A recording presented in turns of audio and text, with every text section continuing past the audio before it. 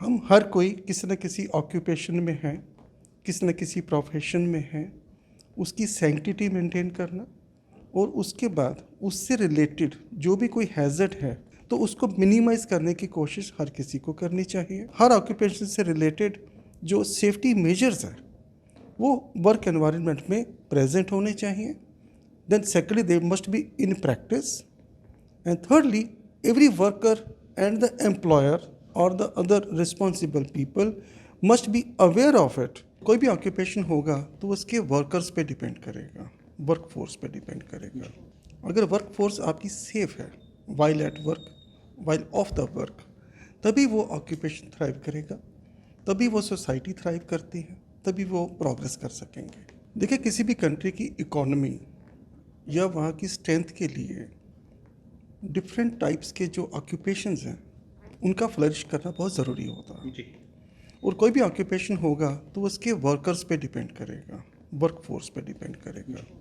और work force अगर healthy है, अगर वर्क फोर्स आपकी सेफ है while at work, while of the work, तभी वो ऑक्यूपेशन थ्राइव करेगा, तभी वो सोसाइटी थ्राइव करती है, तभी वो प्रोग्रेस कर सकेंगे। तो इसलिए जैसे इन जनरल किसी की भी हेल्थ इम्पॉर्टेंट है, उसी तरह एक वर्कर की हेल्थ इम्पॉर्टेंट है। और जो वर्किंग एनवायरनमेंट होता है जहाँ पे वर्कर काम करता है उसका सेफ और हेल्दी सेटअप का होना बहुत ज़रूरी है, तभी सब कुछ इंश्योर हो सकता है। सेफ्टी एंड हेल्थ मेजर्स किस किस्म के होने चाहिए? हर ऑक्यूपेशन के अपने ही कुछ हैज़र्ड्स होते हैं।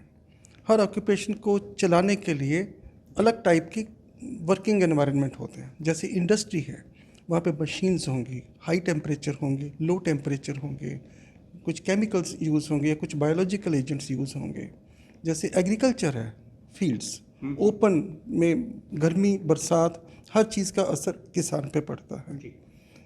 उसी तरह आर्म्ड फोर्सेस में देखिए, उनके डिफरेंट टाइप के स्ट्रेसेस होते हैं, क्लाइमेटिक भी और वर्क रिलेटेड भी। एग्जाम्पल ले हमारे यहाँ प्रोफेशन का लीजिए कि जो हमारा नर्सिंग स्टाफ है, जो हमारे डॉक्टर्स हैं जो वार्ड्स में काम कर रहे हैं, उनको बहुत से हैज़र्ड्स का एक्सपोजर होता है। पेशेंट को जो इन्फेक्शन है वही डॉक्टर को या वहाँ के वर्कर्स को हो सकती है। हम मिसाल दे सकते हैं कोविड-19 जी में हाँ, पीपी जी किट लगाया करते थे हम लोग। जी हाँ, तो मास्क लगाते थे, जी हाँ, सैनिटाइजर, हैंड ग्लव्स। जी हाँ। ये भी एक किस्म का सेफ्टी मेजर्स। ये बहुत बड़ा सेफ्टी मेजर था जो पब्लिकली हमने भी यूज़ किया है और पब्लिक को सिखाया भी है। और उसके दौरान लोगों ने जो जो पर्सनल मेजर्स लिए हैं, एक तरह की ट्रेनिंग हो गई है सबकी कि अपने आप को बचाने के लिए क्या क्या मेजर ले सकते हैं जब कोई बायोलॉजिकल एजेंट सामने आ गया। जैसे कोविड का जो पैंडेमिक था उसमें हम लोगों ने अपने आप को कैसे बचाया और पब्लिक को भी कैसे बचाया गया। और आपने देखा होगा कि कई हेल्थ वर्कर्स, कई डॉक्टर्स की उसमें सीरियस मॉर्बिडिटी हुई है, बहुत बीमार हुए हैं और बहुतों की डेथ भी हुई है while dealing with the cases. वो एक बहुत बड़ा ऑक्यूपेशनल हैज़र्ड है। हर ऑक्यूपेशन का कोई ना कोई हैज़र्ड होता है और वहाँ के वर्क एनवायरनमेंट में जो सेफ्टी मेजर्स हैं उनका होना बहुत ज़रूरी है, तभी वर्कर सेफ रहेगा और आगे चल सकेगा। तो क्लाइमेट एक्शन प्लान क्या होना चाहिए? क्लाइमेट एक्शन प्लान से पहले मैं ये बात करना चाहूँगा कि वर्कर्स को जब हम एक प्रोफेशन में, ऑक्यूपेशन में इंडक्ट करते हैं तो उनमें सेफ्टी कहाँ से इन्फ्यूज़ की जाए। सबसे पहले आपने देखा होगा कि किसी भी ऑक्यूपेशन में जब ज्वाइन करना होता है तो उसको फिज़िकल फिटनेस का सर्टिफिकेट चाहिए। मेडिकल, जी हाँ, physical fitness certificate computer authority से लेना पड़ता है। मेडिकल बोर्ड से। जी हाँ, मेडिकल बोर्ड से। वो ये डिक्लेयर करते हैं कि हाँ, ये इस ऑक्यूपेशन के लिए फिट है। क्योंकि वो अगर फिट है, उस ऑक्यूपेशन को सूट करता है, तभी वहाँ जाएगा। तो एक सबसे बड़े सेफ्टी जो ह्यूमन फैक्टर है उसमें सेफ्टी में ऐड हो जाता है कि सेफ टू वर्क देयर, वो उस एटमॉस्फेयर में काम कर सकता है। दूसरा, हर ऑक्यूपेशन से रिलेटेड जो सेफ्टी मेजर्स हैं वो वर्क एनवायरनमेंट में प्रेजेंट होने चाहिए। Then secondly they must be in practice and thirdly every worker and the employer or the other responsible people must be aware of it कि ये safety measures कब use करने हैं और उन सबको उसकी ट्रेनिंग भी होनी चाहिए। और कैसे करने हैं? जी हाँ, ट्रेनिंग भी पूरी होनी चाहिए। और उसके बाद क्योंकि एक्सपोजर हो रहा है हैज़र्ड्स को, तो पीरियोडिकल चेकअप भी होना चाहिए वर्कर्स का कि कहीं इनमें कोई हैज़र्ड डेवलप तो नहीं हो रहा, इनमें कोई ऐसी वर्क रिलेटेड कोई डिजीज़ या कंडीशन डेवलप तो नहीं हो रही।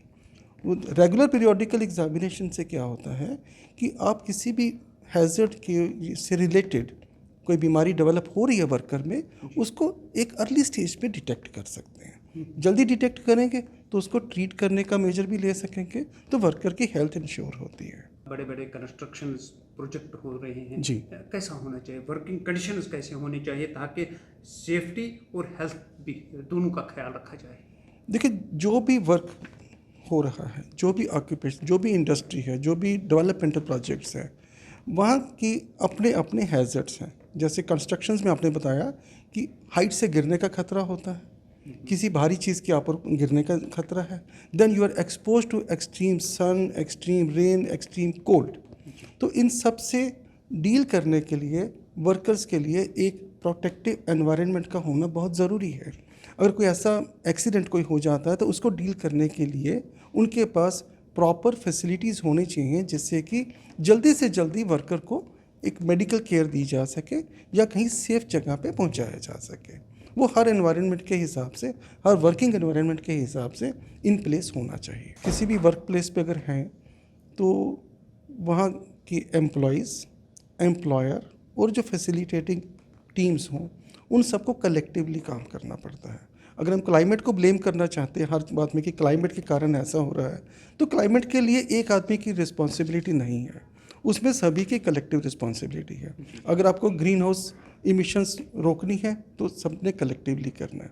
अगर आपको ग्रीनरी बढ़ानी है तो सबको कलेक्टिवली ही प्लांटेशन करनी पड़ेगी। डिफॉरेस्टेशन रोकनी है तो एक लार्ज स्केल पे पॉलिसीज़ में आ जाता है कि हमने डिफॉरेस्टेशन नहीं करनी, ना तो फॉरेस्टेशन करनी है। जैसे कि आपके जो ग्लोबल टेम्परेचर राइज़ कर रहे हैं वो ना इतना राइज़ करें। उसी तरह आपका आ जाता है पानी पानी को कंजर्व करना। आजकल कई सिटीज़ में पाया जा रहा है कि पानी की बहुत कमी हो गई। अगर पानी नहीं है तो सर्वाइवल के लिए भी मुश्किल है, ग्रीनरी के लिए भी मुश्किल है, वो भी ग्रीनरी भी ग्रो नहीं कर पाएंगे। तो वाटर कंजर्वेशन बहुत इंपॉर्टेंट है, ये कलेक्टिव रिस्पॉन्सिबिलिटी है।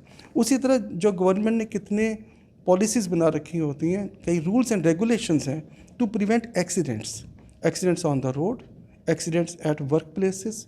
जो भी रेगुलेशंस हैं उनको स्ट्रिक्टली फॉलो करना बहुत ज़रूरी है। अब रोड पे ही देखिए, रोड ट्रैफिक एक्सीडेंट्स इतने होते हैं, मगर उनको रोकने के लिए क्या क्या मेजर्स इन प्लेस हैं, हम उनको अगर फॉलो करें तो you can minimise the accidents. अगर ट्रैफिक रूल्स को हम फॉलो करते हैं, ये हम सबके, जी हाँ, ये हम सबके कलेक्टिव रिस्पॉन्सिबिलिटी है। जी हाँ, तो हम एक्सीडेंट्स रोक सकते हैं। उसके कारण जितनी ट्रॉमा होता है, चोटें लगती हैं या जाने जाती हैं, उसको हम प्रिवेंट कर सकते हैं। जी। रोड्स की कंडीशन अच्छी है मगर हम बिना बात के गलत तरीके से गाड़ियाँ चलाएंगे तो वो भी एक बहुत बड़ा हैज़र्ड है जो हम खुद क्रिएट करते हैं।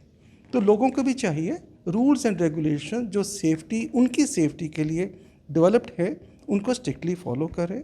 हेलमेट्स और सीट बेल्ट्स तो कॉमन चीज़ जो व्हीकल्स में हैं, उनको तरीके से इस्तेमाल करें, सिर्फ दिखाने के लिए नहीं, एक्चुअली यूज़ करें और रूल्स को फॉलो करें, सारे रेगुलेशंस को फॉलो करें, तो you can minimise the hazard. और बाकी चीज़ों में भी, ये तो एग्जांपल मैंने ट्रैफिक का दिया, बाकी चीज़ों में जो भी रूल्स एंड रेगुलेशंस हैं उनको फॉलो करना, जी हाँ, वो सिंसियर एफर्ट्स होनी चाहिए। तो ग्लोबली क्या स्ट्रेटजी रहनी चाहिए ताकि हम क्लाइमेट चेंज, ऑक्यूपेशंस, ये सब कुछ रोकथाम करने के लिए क्या स्ट्रेटजी रहनी चाहिए?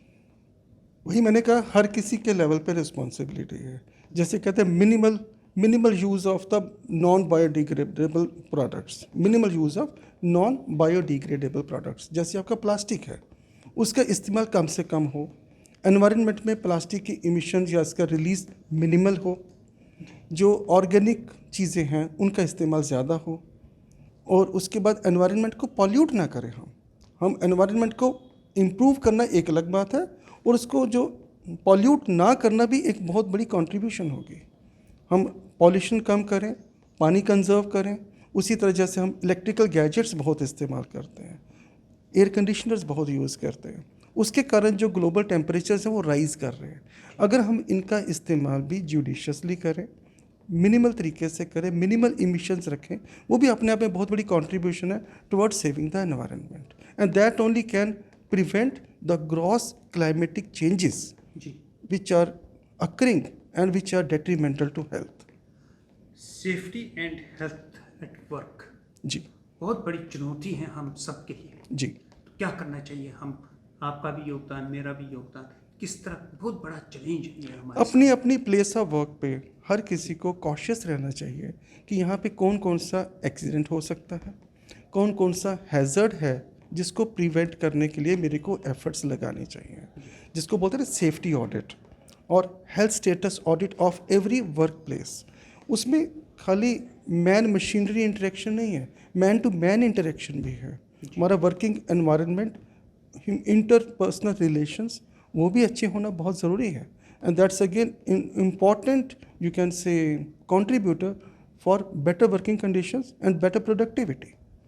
तो आजकल उसमें भी कई एस्पेक्ट्स पे सेशंस कंडक्ट किए जाते हैं, लाइक योगा और मेडिटेशन को बहुत प्रमोट किया जा रहा है।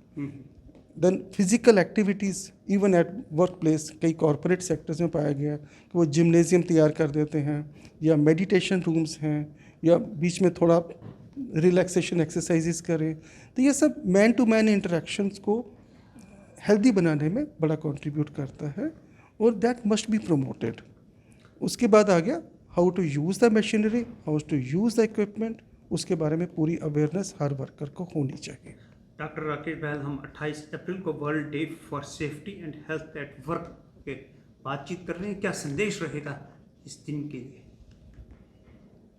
हम हर कोई किसी न किसी ऑक्यूपेशन में हैं, किसी न किसी प्रोफेशन में हैं, उसकी सैंक्टिटी मेंटेन करना और उसके बाद उससे रिलेटेड जो भी कोई हैज़र्ड है, जी, अगर हमको दिखता है कि मेरे को या मेरे किसी कलीग को कोई ऑक्यूपेशनल हैज़र्ड अफेक्ट कर सकता है तो उसको मिनिमाइज़ करने की कोशिश हर किसी को करनी चाहिए। और in case of any हैज़र्डस happening, कोई एक्सीडेंट होने से, ऑक्यूपेशनल एक्सीडेंट होने पे हम सबको तैयार रहना चाहिए और उसके लिए ज़रूरी है कि रेगुलर सेंसिटाइजेशन वर्कशॉप्स हों, ट्रेनिंग्स हों and everybody must be ready. For example, जैसे हम फायर इक्विपमेंट रखते हैं बिल्डिंग्स में, फायर एक्सटिंग्विशर्स लगा लिए, सब कुछ लगा, इन केस ऑफ फायर हम इनको इस्तेमाल करेंगे। पर अगर हर किसी को फायर एक्सटिंग्विशर को इस्तेमाल करना नहीं आता तो इन केस ऑफ नीड वो फायर एक्सटिंग्विशर किसी काम नहीं आएंगे। इसलिए रेगुलर सेंसिटाइजेशन और ट्रेनिंग भी टुवर्ड्स सेफ्टी मेजर्स हर किसी की होनी चाहिए। हर वर्क एनवायरनमेंट में इसका एक सिस्टम होना चाहिए जैसे कि रेगुलरली वर्कर्स को ट्रेन किया जाए, सेंसिटाइज किया जाए और in case of need they should be able to stand. Take one अब आपके व्हाट्सएप पर। व्हाट्सएप करिए हाय 9728253663 पर।